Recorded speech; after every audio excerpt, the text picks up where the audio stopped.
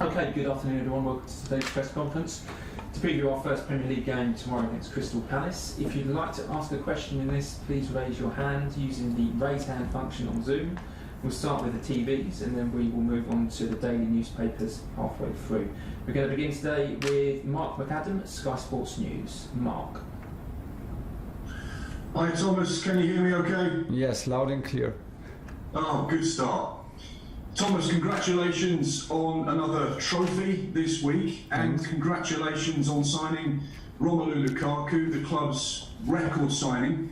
How pleased are you to get that deal done ahead of a brand new season, and what will Romelu bring to the club? Well, we're very happy to have Romelu back in the club and in addition to our squad. We think in terms of personality, speed, power, he can be hopefully an excellent choice for us and an excellent addition, and he has the power, he has the physique to help us. He has the experience, the personality to have a huge impact into our squad. He is at the same time a humble guy and a team player, a true team player, and he cares about Chelsea. So we had the feeling, everybody, that it's worth it to try and to fight hard, and we're happy that he's our player now. Have you had the chance to speak with Romelu in detail about what he'd like to achieve? Because when he came back in 2011, he didn't quite get the opportunities he would have perhaps liked, but now he's got an exciting challenge ahead of him. He must be really hungry coming into Chelsea for a second time. Yes, he was super hungry. He did everything to take this little chance to make it happen, because also he had a huge impact in the last club at Inter. Of course, he was a huge player with all the responsibility on his shoulder and with a big title for Inter in the last season. So it was actually very important to us that is his desire to rejoin Chelsea and to finish his project and his story at Chelsea in the way that he wants it for himself. That was very important because we have a strong group that is defined with a strong bond and with a certain attitude to be ready to help each other out and to support each other. And we think that Romelu, by coming from the academy and having always Chelsea in his heart, is the perfect addition to our group, because he embodies all that we are proud of in this club and on our team. And we had of course some exchange on the phone and exchange on with messages, but right now he's following the protocol and quarantining some more days, and then we will work on the details, and we are happy when he's with us on the pitch. You got Lukaku in, you finished in the top four last year, you won the Champions League. Is Romelu the type of striker, the type of charismatic player in your dressing room that could help make Chelsea Premier League title challengers once again? Yeah, well, first of all, we became fourth and not second. We became fourth and not third. So there are quite some bridges to overcome and some gaps to close. And we had a very successful and a very good half a season with the group together, and of course with a fantastic ending, and now with a very exciting start with a trophy in the beginning. But we were looking for a certain profile, and Romelu gives us the chance. He feels confident to play physical. He feels confident to play with the back towards the goal, but he is also very strong in using his speed and pace. So this will always be a key figure in our game, to be strong in ball wins and offensive transition.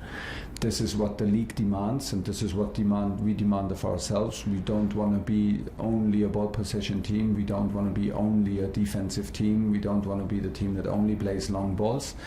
But we have the feeling that Romelu's strength is a big variety of strengths. He's strong in the air. He will give us a new power when we cross from the side, and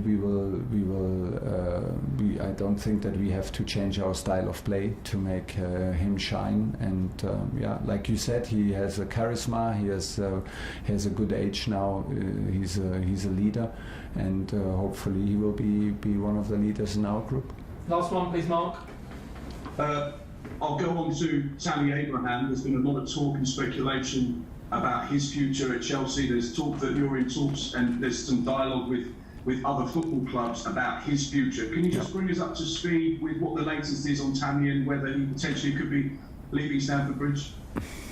There are always possibilities that players leave us, especially on the same position. Like Romelu is the big concurrence on top for Tammy, and the situation for Tammy is clear and is obviously discussed, and I spoke many times about it. And in the moment there are no news about Tammy.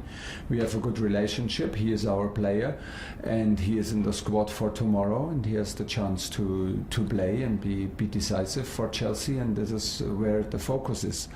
And the next days after that, we will see what happens, what is Tammy's wish, and what are the possibilities.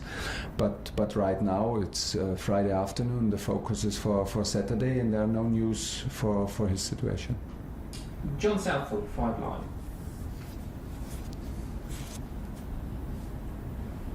We cannot hear you. Still can't hear you, John. Can you hear me now? Yeah, now we can hear you. That's good. It's got a new season, same problems. You were talking about the gap from last season when you finished 4th. Yeah. A lot of people are making you favourites to win the title this season. Is that right? Does that surprise you?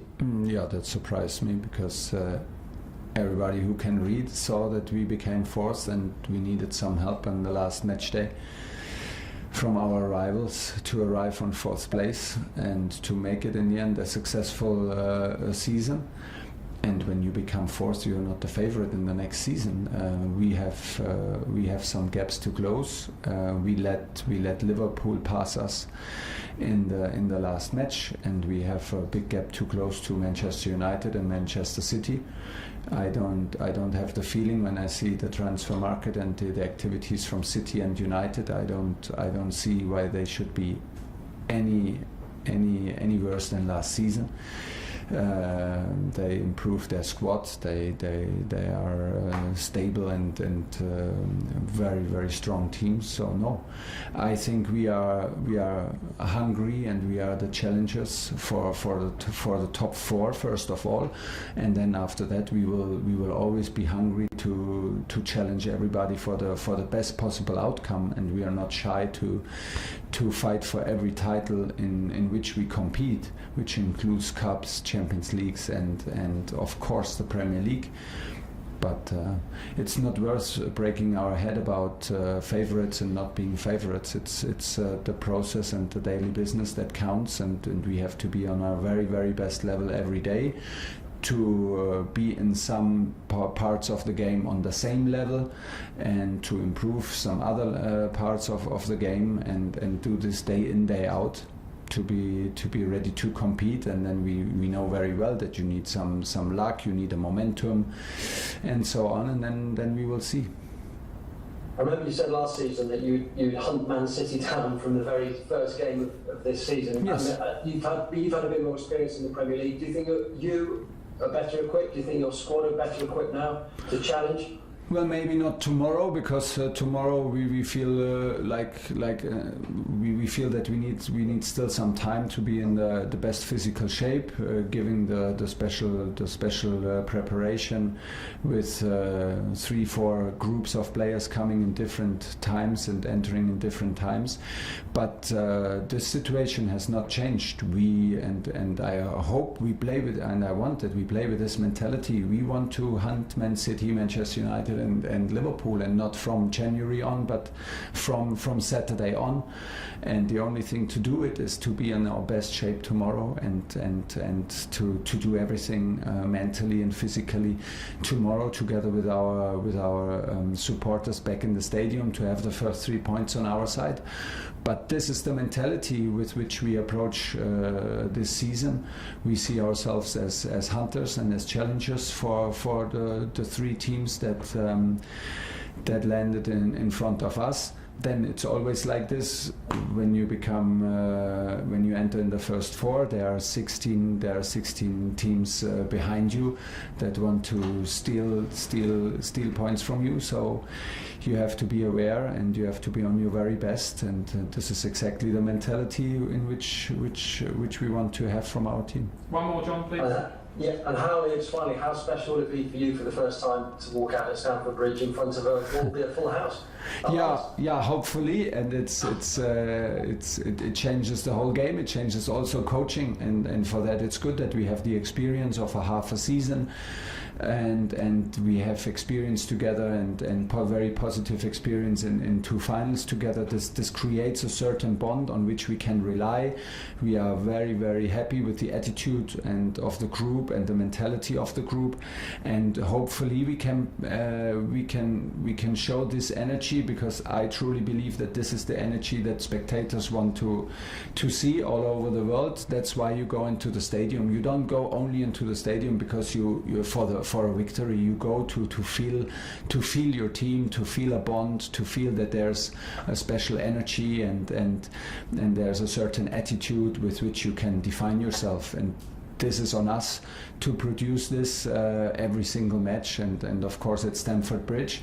And then it should be like a give and take, and then we need the spectators to be on their best level also, and then hopefully to have them on their side, and to have them with this enthusiasm that they can produce. And then it should be a hard one to play against us, and especially at Stamford Bridge, hopefully. Yeah. Moose, talk sport. Thomas, how are you? You had a good summer. I'm fine, thanks. You were linked with Erling Haaland before you bought Romelu Lukaku. Was it a question of getting both of them, or just getting one or other of them? Because I'm interested to know whether or not you're still, even this summer or next summer, interested in Erling Haaland. Yeah, we tried both and wanted to have Lewandowski on the number 10 behind. But unfortunately the board didn't listen, so we need to be happy with only Romelu. Could have got that Messi bloke as well, it turns out. Yeah, we missed a lot of opportunities out there on the transfer market. That's why you find me very upset, and we don't know how we should continue. No, honestly, we had a certain profile, and like I said, we are very happy with the attitude and the mentality of the group, and we want to protect it. It's not a given that the group works like this group, and this is a very precious thing, and this can be decisive in football, and in my opinion it is decisive, and we are careful with this group, and we want to protect it. So it was not about like bringing the most possible amount of players into this group. It's about, we have to be sure that the player is, of course, good enough, talented enough, that it's in the right state of mind, that he has also something to give from his personality that improves us. And we were as sure as we could be in any transfer. There are like always issues and doubts, but we could be very, very sure with Romelu, because he knows the club and he knows what Chelsea is all about, and so we're happy that it's like this. You say you're hunters and you're challengers this season, your words. When you buy the best players, like Romelu Lukaku, one of the best strikers in the world, does that put more pressure on you as a coach? Because already you've delivered in winning the Champions League and the Super Cup. And I wonder if there's more pressure on you now going into this season, even more than your players. Yeah, but Man City is doing the same. They're improving their squad. Manchester United are improving their squad. So I think it's necessary to. I don't see us like the only one trying to improve our squad and closing the gap by only bringing players. And this would not be enough because everybody else is doing the same. So. From this point of view, maybe the others are even ahead of us, and the gap is even more opening and getting bigger and closer. But bringing quality and bringing mentality and bringing personality is always welcome, and I don't feel it that it increases the pressure on me. It makes life more exciting as a coach, because we believe that it is a strong addition to our group, and we are happy that Romelu is here, and we have a lot of games to play, and we have another competition in December in the World Cup, and we come from a strange pre-season with European and Championship and Copa America. So I'm pretty sure that we need strong players to play on the level that we demand from ourselves. Last question, Moose, please. Last quick one. Obviously, fans back this weekend is something new. Fans back in the stadium for you, something new. But I'm anticipating as well. Last season, you weren't able to see your family much. They had to stay in Germany. They're probably with you as well now. In terms of that, does that make you a lot happier off the pitch? And in terms of your work, will we see that in your work? No, work is work and family is family. But of course, it's now that I found a house. I don't live in the hotel anymore. Makes life much more enjoyable, of course.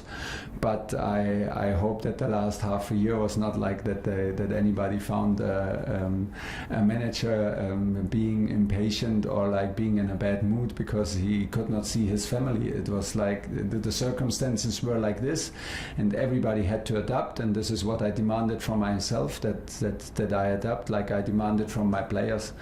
Like you say, I'm super happy that we have spectators back in the stadium. It makes things easier on one side, because I'm very, very sure everybody is happy to push, and we can create with our style of play and with the energy a certain atmosphere where it can become very, very difficult to play against us. At the same time, things get more difficult, like to coach, to have precise coaching signals or whatever, or speak with the players at the sideline. They can simply not hear you anymore. So yeah, but we are excited, and I am very excited, and from tomorrow we start the season. Last question in this section, Olivia at PLP. Hi, Thomas. Hi. We haven't spoken about team news. Obviously, playing 120 minutes in the Super Cup was not ideal ahead of the game tomorrow. Can you just give us an update on Hakim Ziyech and any other players that will miss out tomorrow? Hakim will miss the game tomorrow for sure because of his injury. The decision is made. It will be treated conservatively. There is now, in the moment, the situation is like this, that we don't need a surgery, which is very, very good news for this kind of problems. And we hope that it continues like this, and he can be back on the pitch within the next 2 weeks. So we hope this. We cannot promise, but this is what we actually hope for in the moment. We have some issues with N'Golo Kanté. We need to sort it out from the game, from the final. It's like you said. I mean, physically, it was the worst thing that could happen to us in the status that we are like right now physically. To play 120 minutes mentally and psychologically, it was the best thing, because to win in a penalties gives you an enormous boost, and this is a huge boost of positive energy and positive feelings. So yeah, for tomorrow we have to be careful. The decisions are not made yet. Who starts? Whom do we push maybe over the line? The recommendation for some is like do some 60-70 minutes whom do we push over this line to do another 90 again. It's hard to predict the physical demands from tomorrow's game, and the decisions are not made yet. We will take our time, we will talk to players, to the physical department, and do the latest decisions tomorrow morning. We have one more night to sleep. This is maybe the biggest and the most important thing now, to find good sleep, to eat good, drink good, and overcome some difficult moments tomorrow, also physically. And this is maybe the last message. Will it be tough tomorrow? Will we be tired? Yes, of course. Is it too close? Is it a close match to the final? It's all there. All the reasons are there, but it's our demand to ourselves to overcome these obstacles and not complain about them. We want to be in the best shape possible for tomorrow's